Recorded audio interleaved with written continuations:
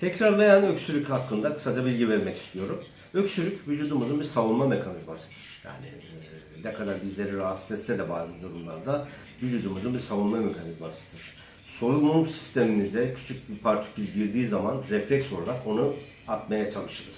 Vücudumuzun içinde yabancı bir durum, yani yabancı cisimden tutun enflamasyona veya bir tümörel oluşma olduğu zaman vücut onu atmaya çalışarak öksürüğü devreye sokar.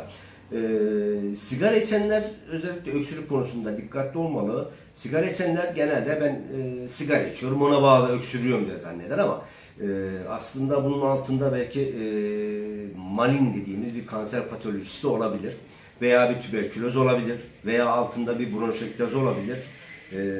O yüzden öksürüğü önemsemeliyiz. Öksürüğümüz olduğu zaman mutlaka hekim kontrolüne gitmeliyiz. Öksürük kesici ilaçlar veya artırıcı ilaçlar kafamıza göre almamalıyız. Öncelikle yapılacak olan akciğer filmi, tomografi, basitten komplekse doğru inceleme yöntemleri.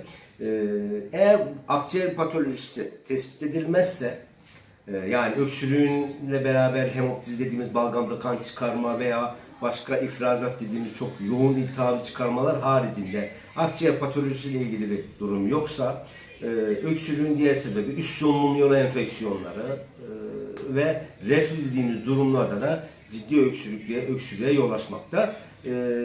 İhmal etmemeliyiz kısaca öksürüğü.